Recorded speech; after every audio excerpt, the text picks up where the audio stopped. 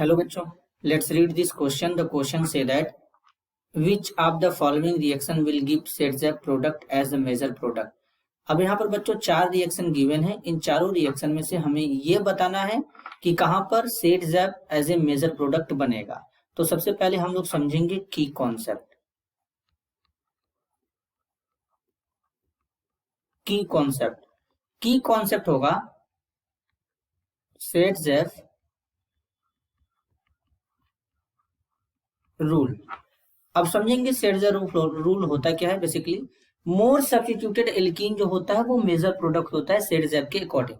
अब एक एक रिएक्शन को यहाँ पर कंप्लीट करेंगे और समझेंगे. तो सबसे पहला रिएक्शन यहाँ पे देखेंगे CH3 CH फ्लोरीन है, फिर यहाँ पे CH है, इसके साथ में यहाँ पर इस तरीके से मिथाइल ग्रुप लगा है. अब इसको एल्कोहलिक के OH के साथ ट्रीट करेंगे. एल्कोहलिक के OH, बेसिकली जो KOH होता है ये बेस होता है.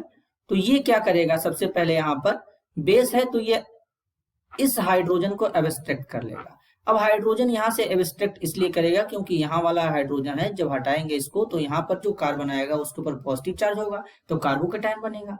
और वही कार्बोकेटायन कितने डिग्री होगा, 3 डिग्री होगा, तो ज्यादा स्टेबल होगा. तो यहां से क्या हो जाएगा, ये जो हमारा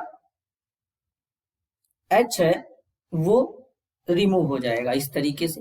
तो ये यहाँ पे शिफ्ट हो जाएगा और ये OH माइनस है तो ये इसे एब्स्ट्रैक्ट कर लेगा.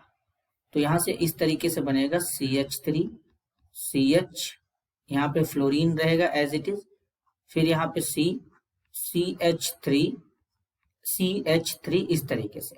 अब फ्लोरीन हमारा एक पुअर लिविंग ग्रुप होता है, तो पुअर लिविंग ग्रुप होता है तो इस तरीके से यहाँ पर ये यहाँ पे शिफ्ट होगा और यहाँ से F- बाहर निकल जाएगा और जो फाइनल प्रोडक्ट बनेगा वो इस तरीके से बनेगा CH3 CH double bond CH3.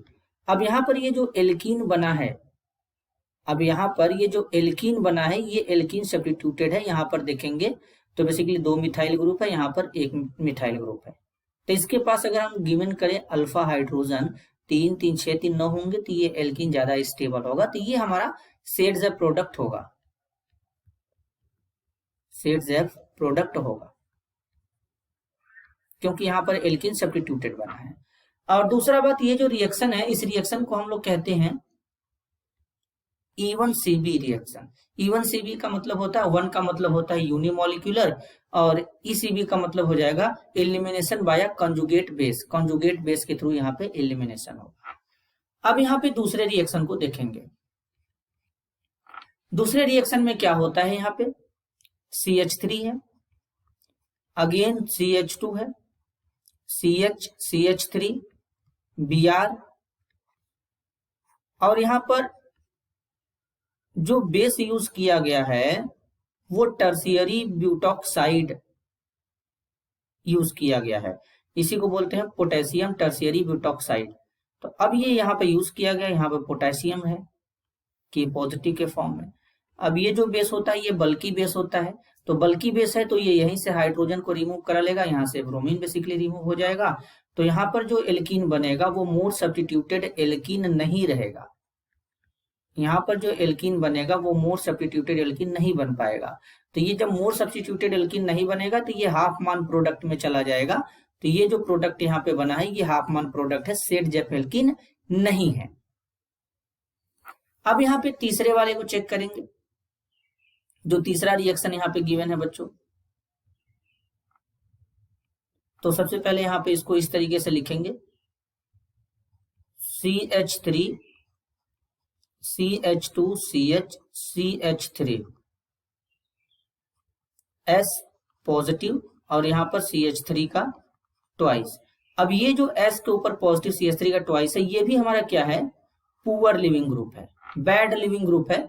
तो यहाँ पर भी E1CB लगेगा, unimolecular elimination by conjugate base यहाँ पे लगेगा. ये वाला कॉन्सेप्ट और रिएक्शन कंप्लीट होगा, एल्कीन बनेगा. तो इसको बनाएंगे कुछ इस तरीके से. यहाँ पे सबसे पहले इसको लिखते हैं CH3 CH2 CH इस तरीके से. अब यहाँ पर है एस पॉजिटिव CH3 का ट्वाइस यहाँ पे CH3, इस तरीके से। इसको OH माइनस के साथ ट्रीट करेंगे यहाँ पे, तो जब इसको OH माइनस के साथ ट्रीट करेंगे तो ये क्या होगा, यहाँ से एक हाइड्रोजन रिमूव हो जाएगा। जब यहाँ से एक हाइड्रोजन रिमूव होगा, इसको देख लेते हैं इस तरीके से रिमूव होगा। इसको जरा ओपनली बनाएंगे,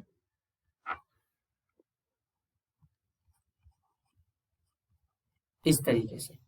अब यहाँ से एक हाइड्रोजन यहाँ पे रिमूव हो जाएगा, तो जब एक हाइड्रोजन रिमूव होगा तो इस तरीके से बनेगा CH3 CH यहाँ पे negative, CH S positive CH3 का ट्वाइस, इस तरीके से, और यहाँ पे CH3। अब क्या करेंगे, अब यहाँ से ये लिविंग ग्रुप हमारा बाहर निकलेगा। जब ये लिविंग ग्रुप बाहर निकलेगा तो इस तरीके से, और ये नेगेटिव यहाँ पर आएगा, एल्कीन का फॉर्मेशन करेगा। ये भी जो एल्कीन बनेगा सब्स्टिट्यूटेड ही है, तो सब्स्टिट्यूटेड होने के कारण ये हमारा क्या है, सेट-ज़ेप प्रोडक्ट में आ जाएगा, तो ये भी हमारा सेट-ज़ेप प्रोडक्ट होगा। इसी तरीके से तीसरे वाले रिएक्शन को चेक करेंगे, तो यहाँ पर बेसिकली तीसरा वाला जो रिएक्शन है वो कुछ इस तरीके से है। यहाँ पर एक OH और एक Br है, यहाँ पर ब्रोमीन है, और यहाँ पर OH है। अब इसको जब ETO माइनस के साथ ट्रीट करेंगे तो यहाँ से ये निकलेगा बाहर Br माइनस के फॉर्म में, तो यहाँ पर एक कार्बोकैटायन का फॉर्मेशन होगा। अब ये कार्बोकैटायन बनेगा, तो यहाँ से क्या हो जाएगा, जब ये कार्बोकैटायन बना तो इस तरीके से ये बेस है, इस हाइड्रोजन को यहाँ से रिमूव कर लेगा, तो इस तरीके का यहाँ पे एक एल्कीन बनेगा। ये एल्कीन का फॉर्मेशन हो जाएगा। अब ये एल्कीन उतना ज्यादा सब्स्टिट्यूटेड एल्कीन नहीं है, कोई मिथाइल ग्रुप प्रेजेंट नहीं है तो ये सब्स्टिट्यूटेड नहीं है, तो ये सेट-ज़ेप प्रोडक्ट नहीं होगा।